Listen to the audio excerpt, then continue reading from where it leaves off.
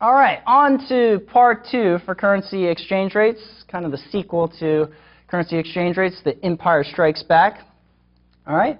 Now, what we covered in part 1, you'll notice there's a lot of calculations that we kind of went through. Now, if you find yourself on test day, doing a particular problem and you're calculating it 3 times and you still can't get the answer, just put C. All right, and trust me, the answer is C. C stands for CFA.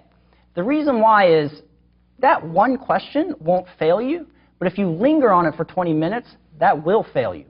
Just kind of a piece of advice, something to think about as you go through the exam. All right, now let's jump into this. First thing we're going to look at is relative purchasing power parity. Basically, it states that changes in exchange rate will offset changes in price level, basically the differences in inflation. And just kind of as an equation, the way I like to think about it is the differential in exchange rates essentially equals the differential in inflation. Now take this, if you have a piece of paper on the side, go ahead and write that down. We're going to kind of construct this whole relationship of international parity relationships. These are kind of the building blocks. So we're going to start with this, and then we're all going to synthesize it in a couple slides later. All right, so just kind of write that to the side. We're going to see that again. All right, in ex-ante purchasing power parity is different than relative purchasing power parity only in that it uses expected inflation.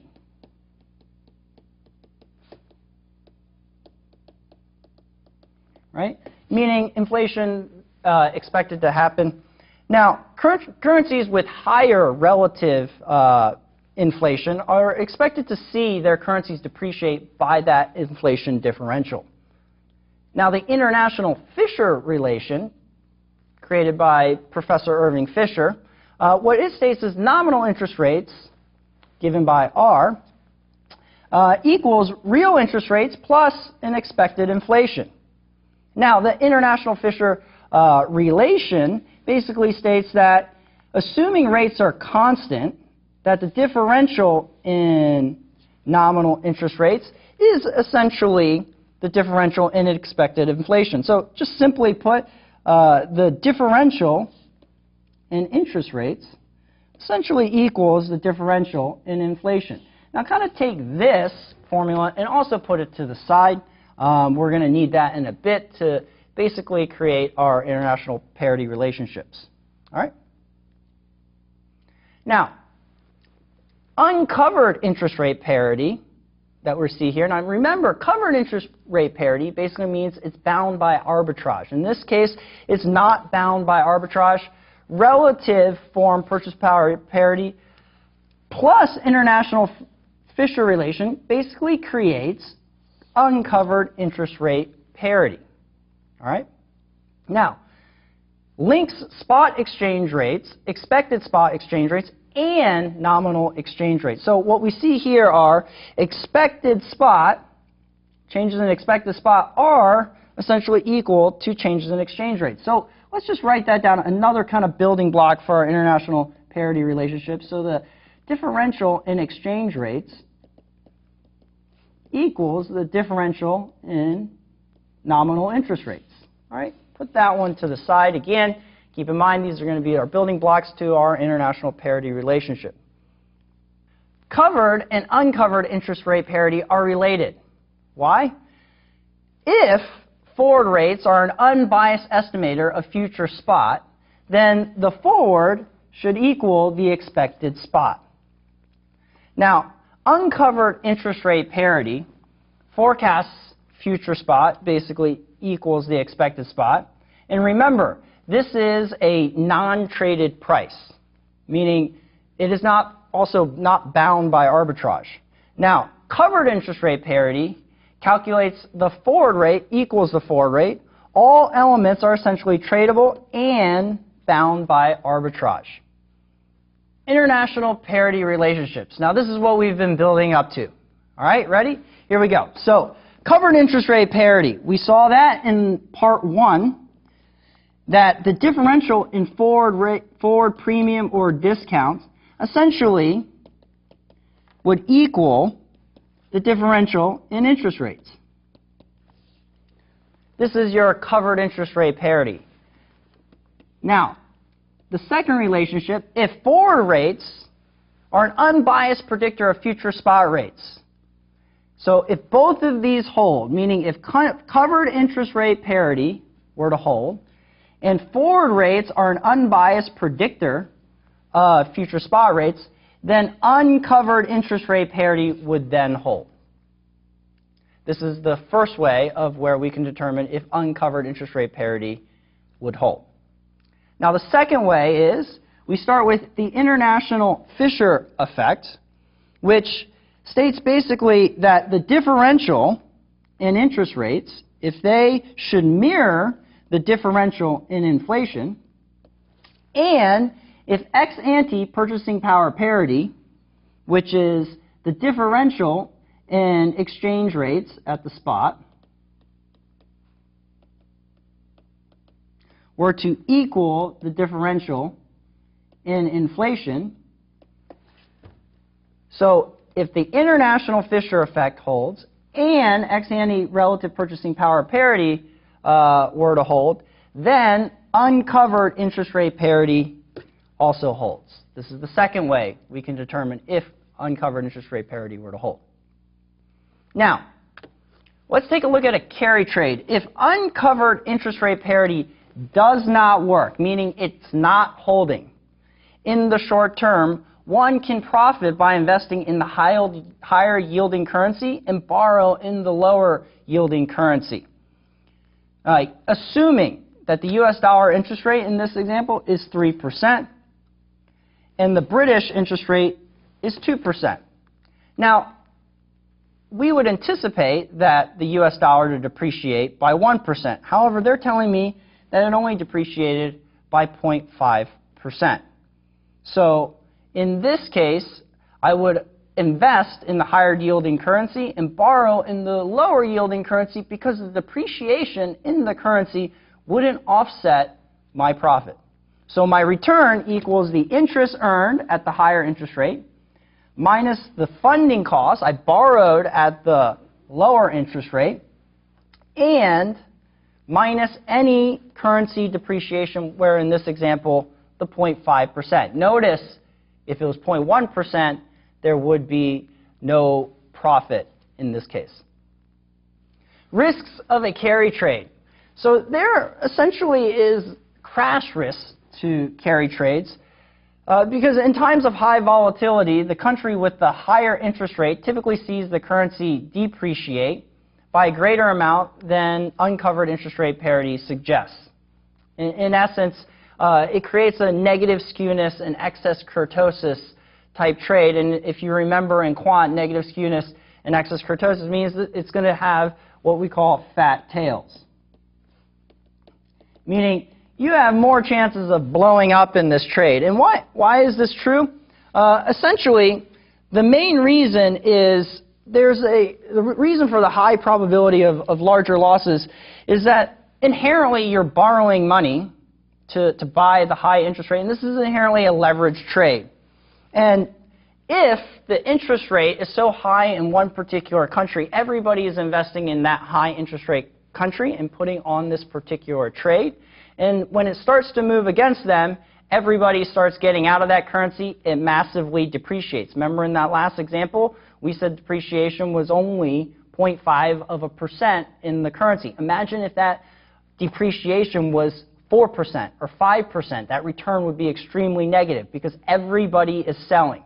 So this herding mechanism where you have a high interest rate country, everybody is investing, then essentially what happens is when everybody starts to get out of that position, because of stop losses put in, everything starts to crash, and when that crashes, it creates these fat tail events to the particular trade, and there's inherent leverage to it.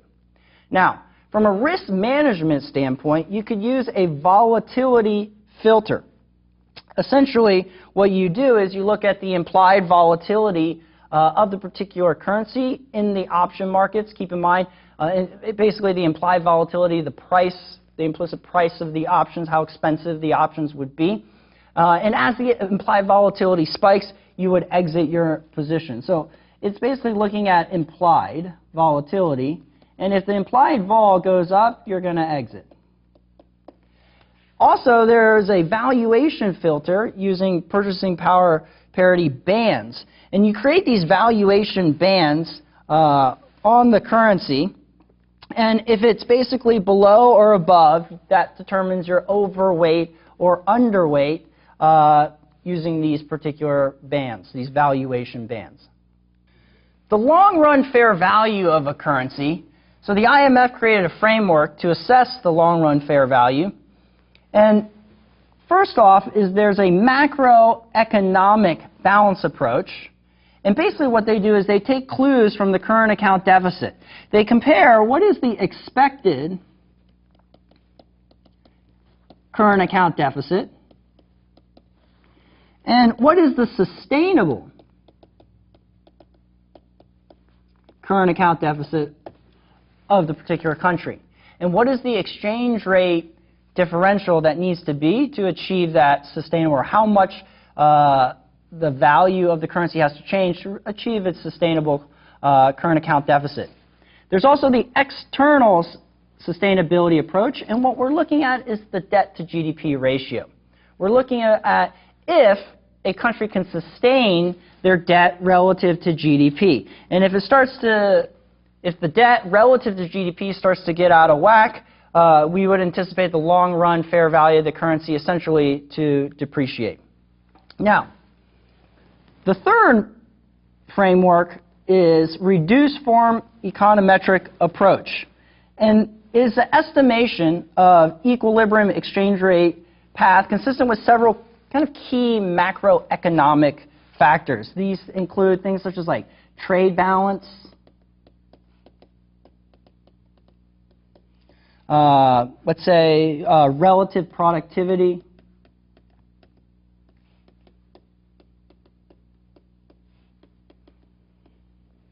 and things such as net foreign asset liabilities.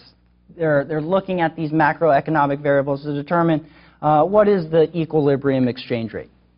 Now let's take a look at balance of payments accounts, and more importantly, let's look at the certain things that affect the current account. If you're running a current account deficit, what does that mean? That means what? You're importing way more than you're exporting. And these deficits eventually will cause the currency to depreciate. And the first influence is the flow mechanism. And the first subpart of that is the size of the initial deficit. The larger the size of the initial deficit, the larger the depreciation in the currency that's anticipated. Other things are the influence of exchange rates on your domestic imports and export prices, meaning if your currency is depreciating, things are becoming more expensive as you buy items from other countries because your currency is depreciating, and your exports are becoming cheaper for other people, right? Secondly, the price elasticity of those particular imports. So if the items that you're actually importing are fairly inelastic, things such as like oil, and you have to buy them, then the change in currency, meaning the increase in price to that due to currency, because the good is fairly inelastic, may not change the amount of imports actually coming in. The next one is the portfolio composition mechanism. Now, let's just take the, let's say, U.S.-China situation where in the United States, we shop at Walmart, and with 80% of everything has either a component made in China or is made in China. And so when we buy goods from Walmart, the Chinese have to buy something from the United States. And what do they buy? Treasury bonds. In fact, they're the largest holder of foreign holder of U.S. debt out there. And so what ends up happening is that they will start to have a huge portfolio of U.S. Treasuries. Now, when they rebalance that portfolio, they're going to have to sell those particular bonds, and when they sell those particular bonds, will then cause the currency to depreciate. Next one is the debt sustainability mechanism. Now, the debt sustainability mechanism, what we're looking at is the debt to GDP ratio. If that starts to go up, we start to question the sustainability of the debt. And when people start to question the sustainability of that, will then eventually cause the currency to depreciate. Now, taking a look at the capital financial account, in the short term, real currency values fluctuate around the long-term purchasing power parity implied equilibrium value. The real value is positively related to real interest rate differential and negatively related to risk premium differential. What does this mean? This means that as the real interest rate differential starts to increase, meaning the yield within the country is increasing, more people would demand to invest in this high interest rate environment. However, as we invest more, and let's say there is, the debt to GDP is actually going up, then the risk associated with investing in that country then starts to go up, and the risk premium associated with it starts to go up. Then this basically would less likely for somebody to invest within that particular country, right? And so the real value of the particular currency then is negatively related to as this country becomes more risky. Now let's take a look at the Taylor rule. So this formula down here helps to determine the central bank policy rate. And what we see here is the policy rate implied by the Taylor rule, denoted by the capital R. And what we start with is a neutral real policy interest rate. So let's kind of think about this in the real world. Like, what we're trying to essentially guess is whether or not the central bank is going to raise rates or lower rates. And keep in mind, what the trade-off is this idea of inflation versus growth, right? And we saw in macroeconomics, we had on the y-axis price, and then on the x-axis would be GDP or growth, right? And the trade-off actually is, what we talk about like in level 1. The example that I like to use is the Monopoly example. If you ever played Monopoly, and what happens in Monopoly? Everybody gets a bunch of money, right? And if you typically, when you pass go, you get paid how much? If you haven't played Monopoly, it's $200.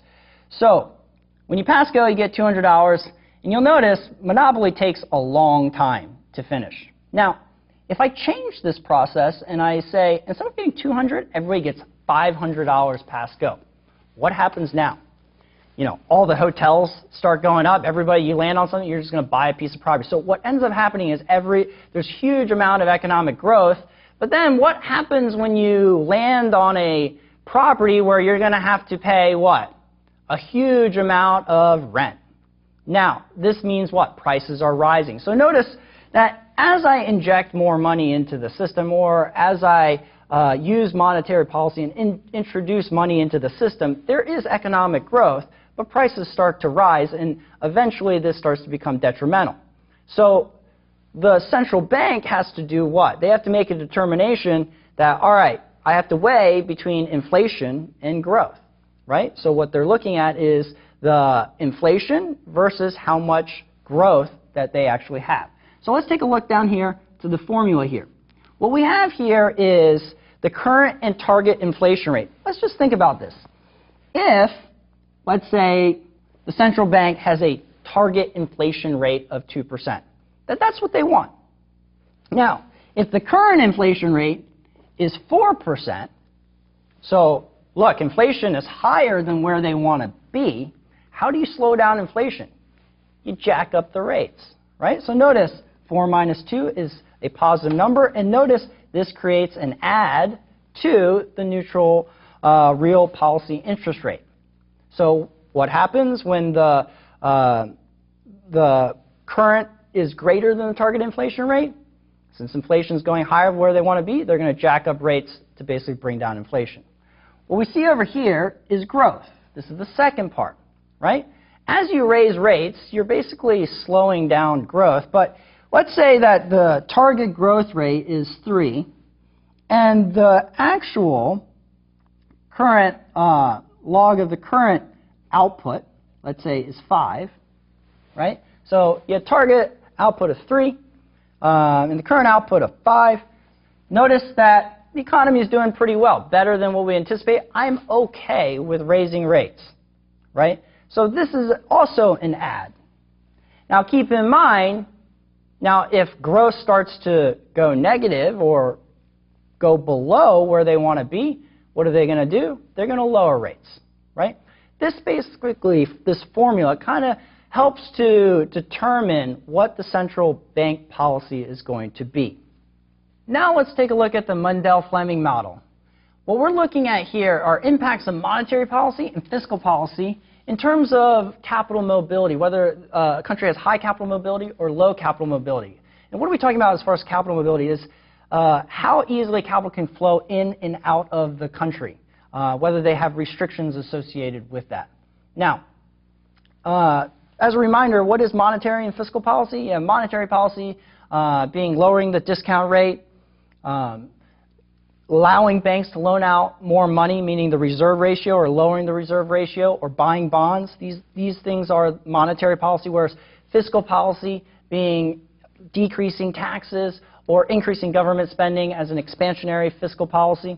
Now, in a high capital mobility country, these move in opposite directions. So whenever I think, according to Mundell-Fleming, in a high capital mobility, fiscal and monetary policy move in opposite directions. Now, how does this work? So, in a high capital mobility country, expansionary monetary policy, meaning I'm stimulating the economy, I'm lowering the discount rate, lowering the reserve ratio, buying bonds. This is injecting money in the system, and it will cause essentially interest rates to fall. And because interest rates are low, no one is less attractive to invest in because yields are low. This will cause the exchange rate to depreciate because, less investment within the country. Now, fiscal policy, expansionary fiscal policy, keep in mind, is cutting taxes and increasing government spending. This would increase government borrowing. An increase in government borrowing will essentially cause interest rates to rise. This makes the country more attractive for people to invest in, and as more people invest, outside people invest in the country, the exchange rate will appreciate. So notice, the monetary and fiscal policy move in these opposite directions in a high capital mobility country. Now, in a low capital mobility country, capital doesn't flow freely. There are restrictions associated with that. Now, what this means is that the goods flow effect is greater than the financial flow effect. Meaning the impact associated with goods from monetary and fiscal policy are greater than the financial effect. Meaning in monetary policy, if expansionary monetary policy and expansionary fiscal policy, both of these would cause more imports because the economy is growing and more people would buy more stuff in other countries. Imports will increase. As imports increase, the exchange rate will depreciate. So let's just simplify this. Under Mundell-Fleming, monetary and fiscal policy, in a high capital mobility, monetary fiscal policy moves in opposite directions. In a low capital mobility, monetary and fiscal policy move in the same direction. That's kind of the short and sweet of it. Now, the monetary approach is different in the sense that it focuses on inflation impacts, and which we saw in Mundell-Fleming, it did not have that focus. In the pure monetary approach, purchasing power parity holds at any point in time.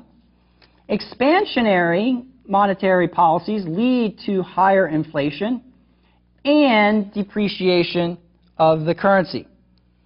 Now, this is and they're assuming that output is held constant. Now, in the Dornbusch overshooting model, prices may not reflect policy changes in sync and what they call sticky output prices, meaning that this leads to this overreaction to policy changes, meaning as there's expansionary monetary policy, leads to a higher inflation and depreciation of the currency. Meaning, in the simplistic way, is that the depreciation of the currency will be greater than the depreciation implied by purchasing power parity. Meaning the market overreacts to the policy changes and overshoots, and the currency actually depreciates more than essentially the price differential. Now, the portfolio balance approach, or what we call the asset market approach, think about the Mundell-Fleming model looks at the short-term implications of fiscal policy. But the portfolio balance approach looks at what? The long-term implications of fiscal policy. And in the long term, governments may find it increasingly difficult to sustain deficits, leading to the depreciation of their currency. Because investors no longer want to invest because the yield that they're getting, they no longer perceive the yield as enough to overcome the risk associated with the sustained deficit within the country. Looking at the objectives of the central bank intervention, what the central bank is looking to ensure is that the domestic currency does not appreciate excessively. Then your exports become so much more expensive. Now, one of the things is to allow the pursuit of independent monetary policy. Now, remember, monetary policy is what? Either increasing or decreasing the discount rate, right? Buying bonds or selling bonds, or lower or increasing the reserve ratio. Now, let's say a country were to experience inflation. Inflation starts to go up. They start to implement restrictive monetary policy to kind of combat that inflation. Now, keep in mind, when I do restrictive monetary policy, interest rates are going to go up, right? And as interest rates go up, then investments within the country become more attractive, and more people start to invest, and then essentially what happens, the currency starts to appreciate, which is essentially what the central bank intervention is trying to prevent. And this allows them to have this independent monetary policy. Now, another one is to reduce excessive inflow of capital. And the larger and more persistent inflow of capital basically makes it harder for them to manage and intervene to offset the impact of this amount of capital. So what we're looking at is the size and how often as it actually occurs makes it difficult for them to manage. Now, how effective is central bank intervention? Essentially, what we're looking at, and the IMF showed these particular points, that the central bank can intervene in foreign exchange markets, or policymakers can employ capital controls. Now, effectiveness of this intervention in financial markets depends on the size of the central bank reserve. Now, in most cases, and this is in relative to their trading market, usually this is not effective for developing countries. Because why?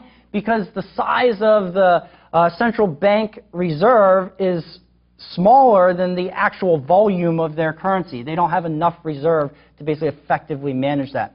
Now, also, the effectiveness of capital controls depends on the size and persistence of the capital flows. This is what we talked about in that last slide. We have to be able to talk about some warning signs of a currency crisis. What are some of the warning signs of a currency crisis? Terms of trade start to deteriorate. There's going to be dramatic decline in official foreign exchange reserves. And the real exchange rate substantially higher than their average or mean reverting level. And inflation starts to increase. Equity markets experience kind of a boom and bust cycle. And the money supply relative to the bank reserves starts to increase. And your nominal private credit grows. So these are, as far as this piece, you want to put this on a kind of a flashcard just to remember some of the warning signs of a currency crisis. Now, kind of our last little bit for this part, we're going to talk about technical analysis. Now, keep in mind, the CFA program is based off of fundamentals. You can kind of look through the reading. We talk about technical analysis, but more importantly, also what? Lack of a better word, why it sucks. All right, so let's take a look. The first one for technical analysis, trend following trading rules. Essentially, they say it worked well pre-1990s, but it hasn't worked well since post-1995 in developed market currencies. Or foreign exchange order books. Looking typically in equities, these are transparent through regulation. In currencies, there aren't. So using that information to basically look at where opportunities may lie. Empirical evidence has shown that this has like strong contemporaneous correlation, but no longer much predictive ability. All right. The next one being currency option markets. I look at the implied volatility of call options relative to the implied volatility of put prices. Positive, also in this case, positive contemporaneous correlation, but no predictive ability. All right. And what are some of the keys to the exam, what we've seen in foreign exchange? All right. So we saw in part one, mark-to-market value of a forward contract. Then we had the cross rates and triangular arbitrage. A lot of those calculations that we had. Make sure you kind of save them to, to the end, so that way you don't have any fat finger mistakes. We talked about parity conditions. Remember the picture that we drew when uncovered interest rate parity holds. And then balance of payment analysis, looking at current accounts. Monetary fiscal policy and exchange rates, whether in high capital mobility, low capital mobility, and then that one slide on what are the kind of signals for a currency crisis. Well, we'll see you next class.